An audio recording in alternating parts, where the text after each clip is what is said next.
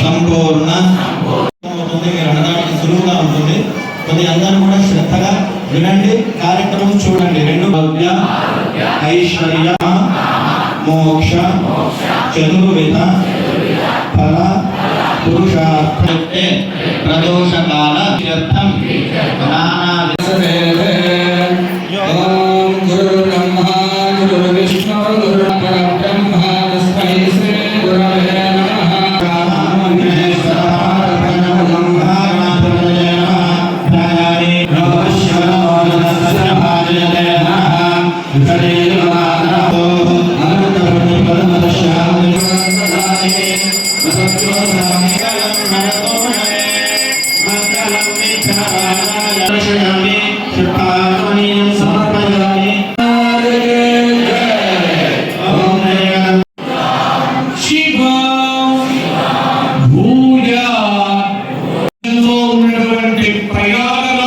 క్షేత్రంతో సమానమైనటువంటి క్షేత్రం. మన వివరం పరిగెత్తి ప్రయోగకు వెళ్ళాల్సిన పని. తెలంగాణ అదృష్టం. ప్రతాప రుద్రీయంలో విద్యారాముల వారు కీర్తించినటువంటి మాట, ఏ దేశము 3 లింగములతో కాళేశ్వర ముక్తేశ్వర క్షేత్రము, కాళహస్తి, ద్రాక్షారామాది ఈ క్షేత్రముల మధ్య విలసిల్లితమైనదో అదే త్రిలింగ దేశము అని. కాబట్టి తెలంగాణకు తెలంగాణ అనే పేరు రావటానికి కారణమైనటువంటి లింగములలో కాళేశ్వర ముక్తేశ్వర లింగమే ప్రధానమైనటువంటిది. నిజానికి మన కార్యనిర్వహణాధికారి గారు ఈసారి చాలా అద్భుతమైనటువంటి కార్యక్రమాలు చేస్తున్నందుకు వారికి గట్టిగా మీరు చప్పట్లు పెట్టండి. ఈ కార్యక్రమం గురించి చాలా మందికి తెలియదు. ఇది దక్షిణ భారతదేశంలో అరుణాచల క్షేత్రంలో విశేషంగా పేరొందినటువంటి కార్యక్రమం. కార్తీక మాసంలో త్రయోదశి రోజున కృష్ణపక్షంలో నందీశ్వర అభిషేకం అనేటువంటిది అక్కడ చేస్తారు. ఇది శైవాగమంలో ప్రత్యేకంగా తమిళనాడు ప్రాంతంలో బహుళ ప్రచారంలో ఉన్నటువంటి ఈ ఆచారం ఏదైతే ఉన్నదో మొట్టమొదటిసారిగా తెలంగాణలో ఉభయ తెలుగు రాష్ట్రాలలో మన కాళేశ్వర క్షేత్రంలో ఈ రోజు ప్రారంభం కావడం మన జన్మ ధన్యం. ఎందుకు చేస్తారు ఈ పూజ? చాలా మందికి తెలియదు. శివుడికి అభిషేకం చేయడం తెలుసు, కానీ ఈ నందీశ్వరుడికి అభిషేకం ఏంటి? అసలు ఇది ప్రమాణమా? దీనికి ఏదైనా ప్రాధాన్యత ఉందా? ఎక్కడైనా శాస్త్రముల యందు పేర్కొనబడి ఉందా అని చాలా మంది ప్రశ్నలు వేసినారు నన్ను. ఇది ఆచారంలో ఉన్నటువంటి ఒక పూజ. ఏమిటి దీని ఫలితం? చాలా గొప్ప ఫలితం అండి. ఇక్కడ మీరందరూ కూడా కూర్చొని గోదావరి తల్లి 3 నదులతో ప్రవహిస్తూ ఉన్నటువంటి ఇక్కడ ఈ తూర్పు ద్వారంలో కాళేశ్వర ముక్తీశ్వర దివ్య మందిరంలో నందీశ్వరుడు దగ్గర మీరు కూర్చొని ఉన్నారు. ఈ పూజ ఫలితం ఏమిటి అంటే జ్ఞాతాజ్ఞాత దోషములను తొలగింపజేసే పూజ ఈ పూజ. అంటే చాలా మంది అంటారు, ఈ జన్మలో కష్టాలు అనుభవిస్తూ ఉంటే నాకైతే అయితే తెలిసి ఏ పాపం చేయాలి ఈ జన్మలో అన్న అనే కష్టాలు వస్తున్నాయి. తెలిసి నేను ఏ పాపం చేయాలి రోజు ఒక్కసారి అడుగుతాం ఈ మాట. తెలిసి పాపం కాదు, తెలియకుండా ఏదైనా పాపం చేస్తే ఆ తెలియకుండా చేసినటువంటి పాపాలను పోగొట్టేటువంటి పూజయే ఈ నందీశ్వర అభిషేకం. ఇది రహస్యం. జ్ఞానాజ్ఞాత దోషములను తొలగిస్తుంది. అసలు ఎవ్వరికీ తెలియదు, దర్శనం చేసుకునే పద్ధతి తెలియదు. శివాలయంలోకి వెళ్ళాలి అంటే మొట్టమొదలు ఎక్కడ ఆగాలి? ఇక్కడ ఆగాలి. ఆగి మొదలు ఆయనకు నమస్కారం. నందీశ్వర నమస్తుభ్యం సాంబానంద ప్రదాయక మహాదేవ సేవార్థం అనుజ్ఞాం దాతు అర్హసి అనే తోట దగ్గర నిలబడి దండం పెట్టి నందీశ్వర లోపలికి వెళ్తున్నా. ప్రమదగణాలకు అధిపతి నీవు, అటువంటి నీ ఆజ్ఞ కావాలి నాకు. ఎందుకు ఆజ్ఞ? అఖిలాండకోటి బ్రహ్మాండ రాజకుడైనటువంటి ఈశ్వరుడు, ముక్తేశ్వరుడు, కాళేశ్వరుడు, మన పాపములను పటాపంచలు చేసేటువంటి మహాదేవుడు, సత్యోదాతాన్ని పంచముఖములతో విలసిల్లుతున్న దివ్య స్వరూపుడు, కైలాస రమణీయ గమనీయ దివ్య ధామంలో నందీశ్వర, భృంగీశ్వర, చండీశ్వరాది ప్రమద గణములతో విలసిల్లుతున్నటువంటి పరమాత్ముని ఈ కార్తీకంలో దర్శించాలి అంటే మొట్టమొదలు ఆజ్ఞ తీసుకోవలసింది ఇక్కడే. అదే అందరూ చెప్పండి, నందీశ్వర నమస్తుభ్యం సాంబానంద ప్రదాయక మహాదేవ సేవార్థం దాతు అర్హసి. ఇది ఈ ఒక్క నుంచి చక్కగా ఆ కాళేశ్వర ముక్తేశ్వర లింగ దర్శనం కనుక చేస్తే ఇది ఈ జన్మలో నీకు సకల పాపములను తొలగింపజేసే సుదర్శనం అవుతుంది. ఇది దర్శన ప్రక్రియ. తొందర మనం పరిగెత్తుదాం దర్శనం అనగానే. కాబట్టి సంవత్సరంలో కార్తీక మాసంలో దోషకాలంలో శివాభిషేకం అయిపోయి పురాణ ప్రకారంగా చాలా మంది రావణాసురుడు ఒక్కసారి భయపడ్డాడు. సౌందర్యాది యజ్ఞములను దర్శించే ఎంత పుణ్యమో ఈ రోజున ఈ సమయంలో నందీశ్వర అభిషేకాన్ని దర్శిస్తే మీకు అంత ఫలితము. కాబట్టి నిశ్శబ్దంగా ఉండండి, చక్కగా పారాయణం చేస్తూ ఉండండి. ఏమని అందరూ చెప్పండి, శివాయ గురవే నమః, శివాయ గురవే నమః. ఇది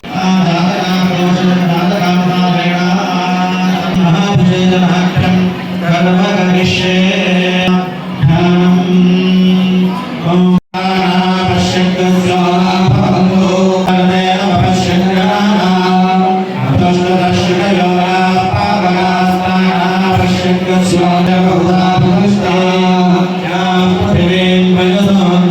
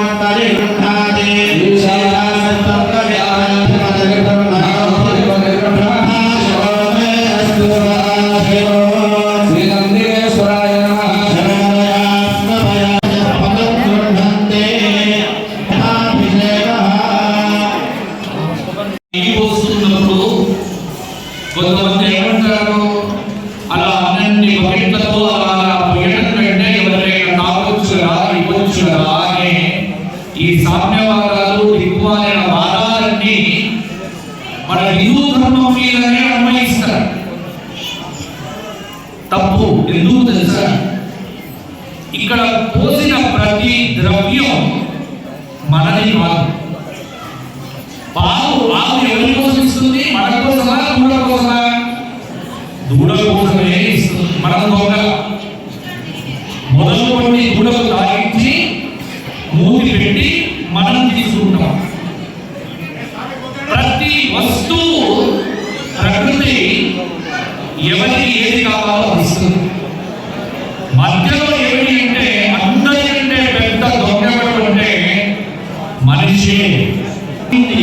చూడండి, సీడీ చేసిన మనీ ఇక్కడ పోసే ప్రతి ద్రవ్యం రెట్టింపు శక్తిని మనకు ఇవ్వగలుగుతుంది. ఎప్పుడు అంటే చక్కగా నీరందరూ అభిషేకం చేసినట్టుగా ఆ బంధువుల గారు ఆ క్షీరం నీదే కాని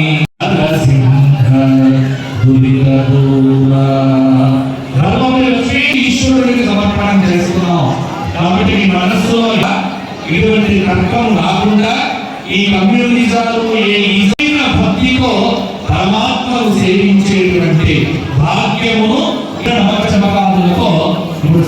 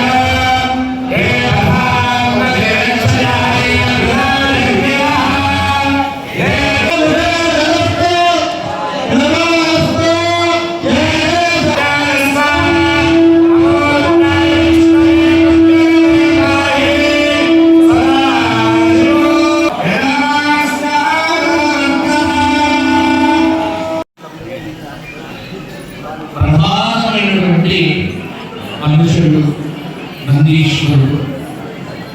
వేదం ఒక మంత్రం చెప్పింది, చత్వారి శృంగాత్రయో అని ఒక వైదిక మంత్రం ఈ వృషభ స్వరూపాన్ని వర్ణించింది.